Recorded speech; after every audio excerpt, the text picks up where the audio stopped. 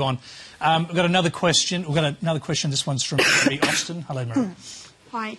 I've come here tonight from Biloela in central Queensland.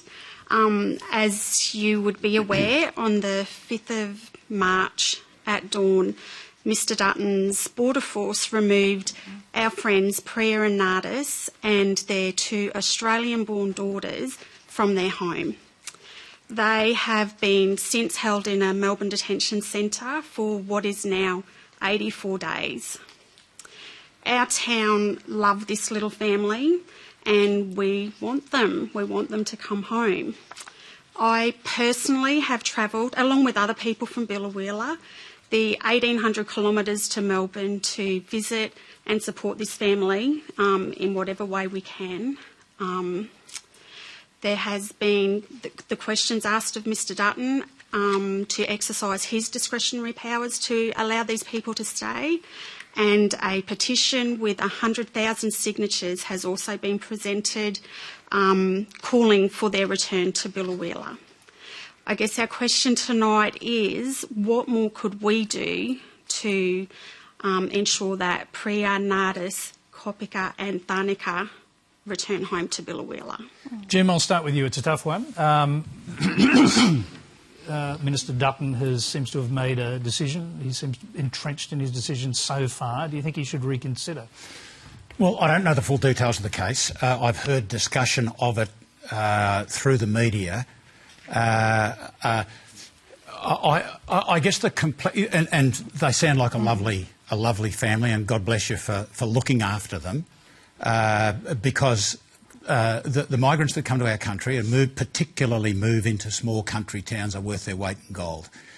And we've got to support them, so thank you for supporting them. I don't know what Peter Dutton has done. I happen to have great faith in Peter Dutton. And there you are. I happen to have great faith in Peter Dutton. He will not act. You put your case to him and let's see what he does. And I hope that your good family comes back, if there is no technical issues, that they come back to Biloela. Should it count for anything in Peter Dutton's mind and in your mind, actually, because we're really asking for your opinion here, when the people of a township have made their assessment of the character of the people that have been taken away from them? Without doubt. It all goes to character, and I've heard Peter Dutton speak often about character. He has cancelled visas on a number of occasions on the basis of character, and everyone I've looked at looked like they deserved it. So put your case to him. He is a man that I believe in, a man who I think will do well when he looks at the case.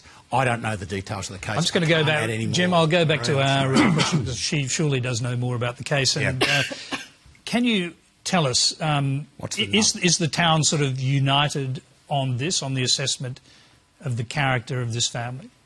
Yeah, it appears that the town is united on this. There's quite a strong support network to work to bring this family home. I know there are fears with other people that feel that refugees coming into our country are draining our welfare system. This family was working. Now, other people might say they're taking our Australian jobs. This man was working in a small rural community doing a job that not a lot of other people want to do. So the work that they are doing is valued. They're valued and contributing members of our community.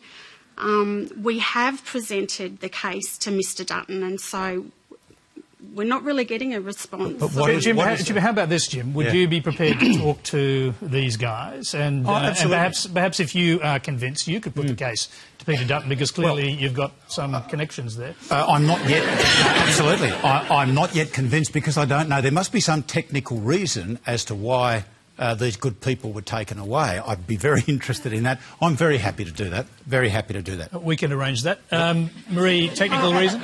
Well, I was just going to say, I guess the standard response that we're hearing is that after investigation they don't meet Australia's protection obligations. But at the same time, this family have been allowed to live in Australia and in our community for many years on visas that have been extended while this case is being investigated. I'll just interrupt for one moment because your neighbour is sitting next to you there, and I guess you've come from Biloela as well. Yes. You wanted to say something. I was just going to reiterate what Maria was saying just then. This family has been allowed to move into Biloela and start a life there. Nadis has been working the whole time. He's been working jobs, pushing trolleys. He's been working at the meatworks, the abattoirs where he is now. He's been volunteering his time because belonging to the community is such a precious thing to him.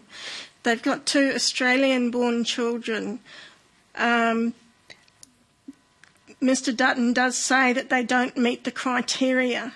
However, I feel that having been in Biloela and allowed to live a free and safe life, now being taken with their children and placed in detention, to me that's just another form of passive torture that these people have to live with every day. Thank you very much. Let's hear from the other panellists. Jed Carney.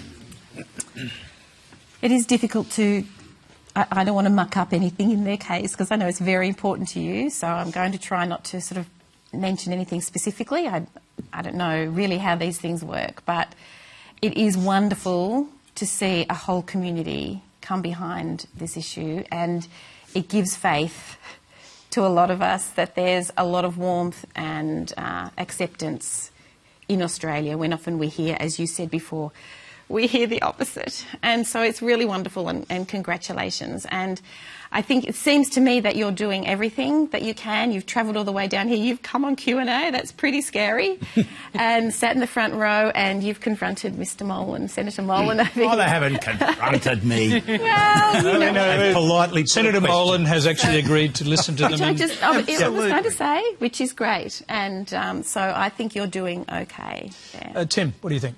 Well, first of all, I think it's awesome that people are connecting in the local community and actually forming these relationships, and I think that's a really, really amazing thing. It's a really positive thing, and I think actually when you look at these interpersonal relationships that form in local communities, I think this is a really positive sign that those are still existent and still are still real. I think the case, around refugees is something that's really complex, but I do think that overarchingly, we've got to start thinking about things at a more global level. People are people, and it's really important to be protecting Australians and protecting Australian jobs, and that's something that we're very much passionate about, creating and securing jobs for Australians. I do think that we have to look at things on a more global scale. People are people. Monica. Well, look, my wonderful father and all of my grandparents came to Australia on a boat from the Middle East. And so I am loath to tell anybody else that they cannot come here and enjoy the amazing opportunities that this country has to offer. While I don't know the specifics of your friend's case, that is what I would want for them, and I guess for anybody who's genuinely seeking to come here. I know how much my family benefited from the community that gathered around them when they arrived. And so, yeah, good luck to you in your pursuit. Rod. What we do know, of course, is how long have Priya and Nadis and their children been in detention now? 84 days. 84 days. So one of the things we actually do know, and I don't know them, I've never met them, but I do know that their mental health will now be affected. Their mental health will start to deteriorate, and especially the kids. These kids are now, for 84 days, been in prison, surrounded by all sorts of other people that you probably wouldn't necessarily want your kids around. So that's the first thing. So my question, I guess, that goes with your question is how do we get to this place? How do we get to a point where we're raiding family homes at 5 o'clock in the morning in the most terrifying way, separating a family, dragging them off into detention?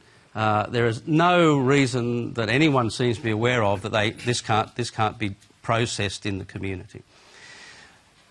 I'd like just for a moment to explore something in the bigger picture, though, and the reason why... the bigger picture we might get to in the next question. So, and Jim just wanted a quick response. And I was going to say, I'd love to talk to you about it, and I guess we've got to allocate some credibility to whatever did cause them to be raided and taken away, and that's got to be a factor in what we do, but let's see what we can do. Okay, thank you very much. Now, our next question, it's on a similar subject.